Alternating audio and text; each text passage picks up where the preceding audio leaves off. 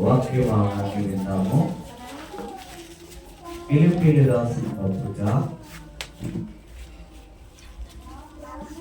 2వ అధ్యాయము 5వ వచనాన్ని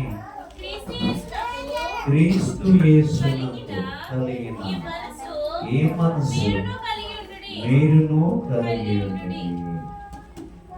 తర్వాత ఆయన దేవుని స్వరూపం కలిగిన వాడే ఉండి దేవునితో సమానముగా విడిచిపెట్టకూడని భాగ్యమే మనుషుల కోరికగా పుట్టి దాసుని స్వరూపము ధరించుకొని తన్ను తానే దేవుని స్తోత్రం. హల్లెలూయా, హల్లెలూయా.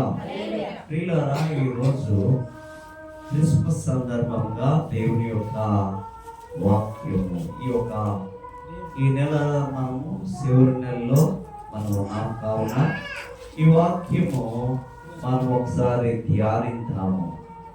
క్రీస్తు యేసునకు కలిగిన మనస్సు మీరు కలిగి ఉండండి. ఏంటంటే వాక్యము, క్రీస్తు యేసుకు కలిగిన మనస్సు మీరు కలిగి ఉండండి అంటున్నాడు. క్రీస్తు యేసునకు ఏ మనసు ఉందండి? క్రీస్తు యేసునకు ఏ మనసు ఉంది చెప్తారా? దేవుడు లోకమును ఎంతో ప్రేమించెను. దేవుడు స్తోత్రం చెప్తారు. క్రీస్తు యేసునకు కలిగిన మనస్సు ఏదంటే, మనం ఆలోచన చేసుకున్నట్లయితే దేవుడు లోకముని ఎంతో ప్రేమించాడట. అవునా కదా? చెప్తాం, అవునా కదా? ప్రేమించాడు. ఆయన ప్రేమించాడు కాబట్టి క్రీస్తు యేసునకు కలిగిన మనస్సు మీరు కలిగి ఉండండి అంటున్నాడు. మొట్టమొదటిగా ప్రభువుకి ఏ మనస్సు ఉన్నదండి? మీలో ఎవరైనా చెప్పగలుగుతారా? క్రీస్తు యేసునకు మొట్టమొదట ఏ మనస్సు ఉన్నది చెప్పగలుగుతారా? ఆదామును అవ్వను పుట్టించిన తరువాత వారితోనే ప్రతి దినము కూడా వారితోనే ఉండి వారితోనే సంభాషించేవారు, వారితోనే జీవించేవారు దేవుడు. అయితే వారు ఆదాము అవ్వలు కూడా పాపము చేసినందువలన పాపము వలన వచ్చిన జీతము మరణము. చెప్పండి, పాపం వల్ల వచ్చిన జీతము మరణము. ఎవరికి వచ్చింది మరణము? మానవులకు వచ్చింది మరణం. అయితే ఇక్కడ దేవుని యొక్క మాట ఏంటి? చదువుకున్నది, క్రీస్తు యేసును కలిగిన మనసు మీరు కలిగి ఉండి ఆయన దేవుని స్వరూపము కలిగి ఉండి. ఏ స్వరూపం కలిగి ఉన్నాడండి? ఏ స్వరూపము చెప్తాం? ఏ స్వరూపము?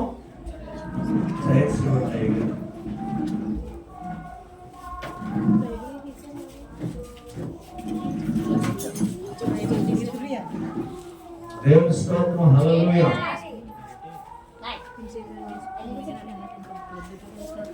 క్రీస్తు యేసునికి కలిగిన మనసు మీకు కలిగి ఉండండి అంటున్నాను. అంటే మొదటిగా ఆదాము అవ్వలు పాపము చేశారు. పాపము నుండి వచ్చే జీతము మరణము.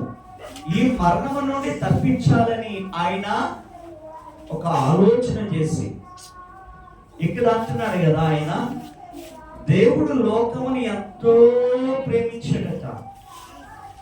ఆయన ప్రేమించాడు కాబట్టి మానవుల నుండి పాపము నుండి విడుదల చేయాలని దేవుని స్వరూపము కలిగి ఉన్నదే ఆయన ఎలా పుట్టాడండి?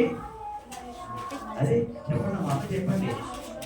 దేవుని స్వరూపము కలిగి ఉండి మానవ రూపముగా పుట్టడం జరిగింది. దేవుని స్తోత్రం, హల్లెలూయా. ఎందుకని మానవ స్వరూపముగా పుట్టడం జరిగింది? నశించిన దానిని వెతకి రక్షించడానికి మనిషి కుమారుడా ఈ లోకానికి ఆయన రావడం జరిగింది. దేవుని స్తోత్రం కలుగుగాక. ఆయన వచ్చాడు, ఆయన వచ్చాడనమాట. మనం ఏం చేస్తామండి? రేపు బ్యానర్ పెడతాం, క్రిస్మస్ చెప్పాలి. బ్యానర్ ఏంటండి? పిల్లలు చాలా మంది కూడా మంచి యాక్టివ్గా ఉంటారు. మంచి సంబరాలు ఏమిటి? క్రిస్మస్ సంబరాలు, క్రిస్మస్ సెలబ్రేషన్ ఏమిటి? క్రిస్మస్ సెలబ్రేషను, సంబరాలు. అయితే అక్కడ సంబరాలు ఇవి కాకపోయినా చేసుకున్నా దేవుని ఆరాధన ఉండాలి. దేవుని స్తోత్రం, హల్లెలూయా. దేవుని ఆరాధన మాత్రము ఆరాధన ఉండాలి. దేవుని స్తోత్రం, హల్లెలూయా. కాబట్టి అక్కడ మనము వర్షిప్కి ప్రాముఖ్యత ఇవ్వాలి. దేవుని సన్నిధిలో ఆయన పుట్టినందుకు మనం ఆరాధించాలి. ఆయన పుట్టినందుకు మనం ఏం చేయాలండి? ఆరాధించాలి. చాలా మంది మొట్టమొదట గొర్రెల కాపురం ఆరాధించారు, జ్ఞానులు ఆరాధించారు అనేది కాకుండా మొట్టమొదట భూమి నుండి ఈ భూమికి దివి నుండి భూమికి దిగి వచ్చాడు కాబట్టి దేవదూతల సమూహంతో మొట్టమొదట ఆరాధన జరిగింది. దేవుని స్తోత్రం, హల్లెలూయా. ఆ ఆరాధన మనకు ఉండాలి. అలాంటి ఆరాధనలో మనం జీవించినట్లయితే, అటువంటి ఆరాధన మనం చేస్తూ ఉన్నట్లయితే దేవుడే మన దగ్గర ఉంటాడండి. దేవుని స్తోత్రం కలుగుతాడు. దేవుడు మన దగ్గర ఉండాలి. దేవుడితో మనము దేవుడితో మనం సమానంగా జీవించడానికి, దేవుడితో మనం సమానంగా ఉండడానికి, దేవుడు వచ్చిన తర్వాత మనము యేసు ప్రభువు వారు రెండవ రాకడలో వచ్చినప్పుడు ఆయనతో మనము ఎత్తబడడానికి ఏంటి ఇక్కడ కంటే సంబరం అక్కడ చాలా ఎక్కువగా ఉంటుందండి. కారణం ఏంటంటే యేసు ప్రభువు వారు వచ్చినప్పుడు మనం ఏమవ్వాలి చెప్పండి? ఈ ఆరాధనలో మనం ఏమవ్వాలరా? ఎత్తబడాలి ఆయనతో పాటు సమానంగా. ఇక్కడ ఆరాధనలో ఉంటాము, అక్కడ కూడా ఆరాధనలో పాలుపంపులు పంచుకుంటాము. దేవుడి స్తోత్రం చెప్తామండి. అందుకే ఏంటంటే దేవుడు లోకమును ఎంతో ప్రేమించాడు. ఆయన ఎందుకనైనా వాక్యంలోనే ఉంది, మీలో వారు ఏం చేస్తున్నారు? మీలో ప్రతివాడును తన సొంత కార్యములను చూసుకుంటున్నాడట. మనం ఏం చేస్తున్నామండి? ఈ లోకంలో పడిపోయి ఈ లోకాన్ని మనము ఏంటంటే ఏం చేస్తామండి? రేపు క్రిస్మస్ అనవాడు వచ్చింది అనుకోండి, మార్కెట్ రిజల్ట్ ఫుల్గా ఉంటుంది. అవాడ బట్టలు,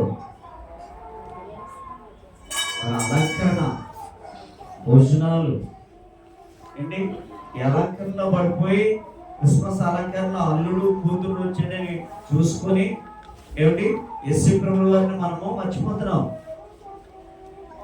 అసలు ఏంటి? ఆరాధన చేయాలి. మనం దేవుని ఏం చేయాలి? మనము ఆరాధించాలి, ఆయన కొనియాడాలి, ఆయన్ని స్తుతించాలి. అయితే మనము ఎక్కడుంటున్నాము? జ్ఞానులు చాలా తెలివైన వారు ఏమైనా అడిగారు చెప్పండి? ఏమైనా అడిగారు జ్ఞానులు? అరే మర్చిపోయారా? జ్ఞానులు ఏమైనా మత్తయి సువార్త 2వ అధ్యాయము 2వ వచనంలో ఆ జ్ఞానులు చూడండి ఏమని అడిగారు. అంత జ్ఞానం కలిగిన వారు చెప్తారా? చూసారా? యూదులు రాజుగా పుట్టినవాడు ఎక్కడున్నాడు? జ్ఞానులు సైతము వారిని వెతికారు,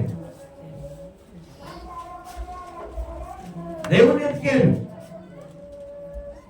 అంటే ఈ రోజుల్లో మనం ఎక్కడున్నాడని ఆయన వెతుకుతున్నాడు.